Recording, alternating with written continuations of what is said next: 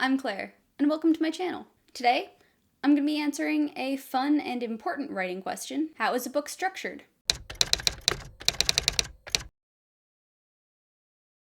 So what do I mean by structure? Structure is the overall framework of your story. I like to think of it as a clothesline. You have a clothesline, and all of the scenes in your novel are strung up on that clothesline. But this clothesline has to start somewhere and end somewhere. This clothesline is your structure. Hopefully it's pulled tight and doesn't sag in the middle or anything. If you follow one of these structures, your clothesline will not sag in the middle. Every book has a beginning, middle, and end. This is the most set in stone way to think about stories. Every book has to have a beginning, middle, and end. In the beginning of your story, your conflict is set up. In the middle of your story, your conflict develops. And at the end of your story, your conflict comes to a head and then resolves itself. This is the general idea. But there are a ton of structures that follow this whole beginning, middle, and end thing. But they're all kind of different. They are the products of people thinking about stories and seeing commonalities between stories and trying to find some sort of theory on how stories fit together. What's cool about these structures is that they've already been developed, they've already been drawn up, and they've also already been used by other writers, and also know, if you want to follow one of these structures, that it's tried and true. The idea of following a preset structure might raise some alarm bells in your head. You don't want to be just like every other writer. You want your story to be unique. I promise you, if you follow one of these structures, your story will still be unique. It will just be told in a way that is going to get your readers to actually read it. Your clothesline is going to be pulled tight.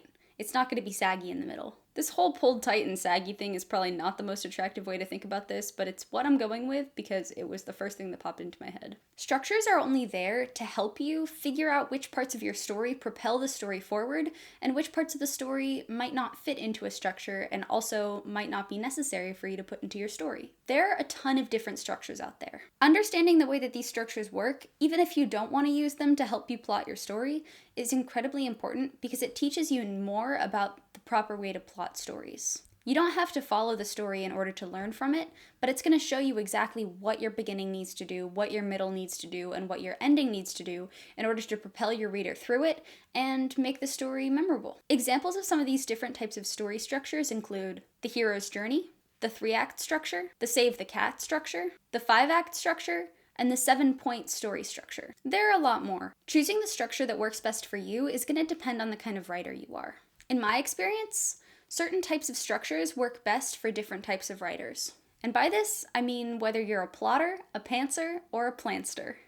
A plotter is somebody who loves to outline and plot their books. Usually, it's someone who needs to have an idea of where they're going before they start writing. A pantser is the exact opposite of this. Pantsers like to fly by the seat of their pants while writing. They don't often like to outline, and they like to figure it out as they go. Or maybe they outline a little bit, but they're way more into exploratory writing and discovering things as they're actually doing it. Being a plotter and being a pantser exist on a spectrum. You don't have to be either a plotter or a pantser. You can be a serious plotter, or you can be more plotter inclined, or you can be somewhere in the middle. The word for someone who's both a plotter and a pantser is a plantser. They like to outline, but they also like to explore. In my experience, structures that work the best for plotters are the ones that have rigid outlines. Structures that have lots of different plot points that plotters can fit their stories into and check off the box as they go. This allows them to see the entire arc of their story before they start to write. And sorry, what was that?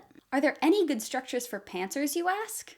Why, yes there are. Because believe it or not, both plotters and pantsers need to have stories with structure. One that I found on the internet that I find super interesting and that I'm actually using to plot out the They Stay sequel right now is the Koontz story structure, which I found on Jerry Jenkins's blog. Link in the description. In the Koontz classic story structure, essentially, you plunge your character into trouble ASAP. And then you have everything that your character does to try to get out of being in trouble make the situation worse. Then, have the situation appear to be hopeless. And then, you can have your hero succeed at the end, or you can have them fail again. This creates suspense. It's fun to write this way. But this kind of suspense might not be the kind of story you're trying to write. If you're writing a coming-of-age story that isn't about a suspenseful situation and more about the coming of age of your character, then this Koontz classic story structure might not work for you. Ultimately, however you structure your book needs to have a beginning, middle, and end. I have made videos breaking down the hero's journey using the Disney movie Moana, so if you want to go check that out, I've put it in the cards and also in the description of the video. I've also made a video breaking down the 3-act structure, so if you're interested in checking that out, I use Star Wars to talk about it and have put it in the cards and in the description of this video. So what I've been talking about so far is starting with an idea for a story, finding a story structure, and using that story structure to flesh out your idea for your story. You can also do the opposite thing. Let's say that you've already written a book and you want to take it to the next level. You've sent it out to some people, they've given you some decent feedback, but it might not be fast-paced enough and it might be making some people bored. You can take a structure and retroactively fit your book into it, and that will give you a really good idea of what is important in your book and what isn't. The reason that structure is so important is because storytelling is not just a recount of everyday events. A recounting of everyday events is called your diary. A story portrays a character who faces a challenge or some sort of extraordinary circumstance and has to go through a series of obstacles in order to overcome that, and follows them as they try to achieve some sort of goal. There are twists and turns in story. Stories are exciting. Stories are sad. Stories make you feel things. Using one of these structures can also help you nail down your pacing. If you're new to writing and have an idea, it can be useful to tell you whether or not your idea is strong enough to become a whole book. I recommend that you go do some reading about these different types of structures. There is a lot of information out there about structure, so go do some experimenting and learn as much as you can about them, because after you learn how all of these common structures are put together, then you will be able to decide if you ever want to deviate from them, because you're going to understand exactly what it is that you're subverting and why you don't want to do exactly what the structure is telling you. This is the first thing that I do when I outline, and I go back and flesh everything out after. Also, quickly, you can use structure to plot out your series. Every book has to have a complete story in it somehow.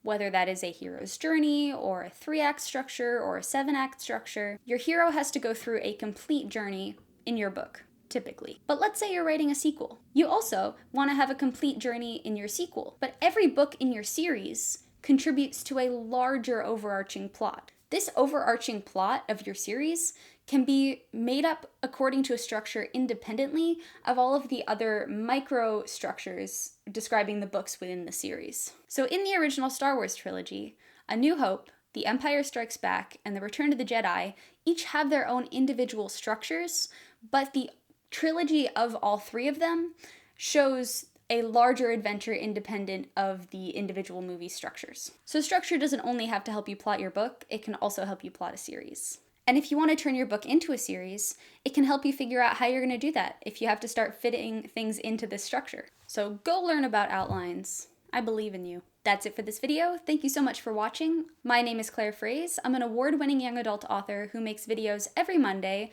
talking about actionable writing tips that helped me make my writing better. If you enjoyed this video, please make sure to give it a like and subscribe to my channel for more of these actionable writing tips. Don't forget to follow me on social media. I'm on all the regular platforms. Have a good week, everybody, and happy writing.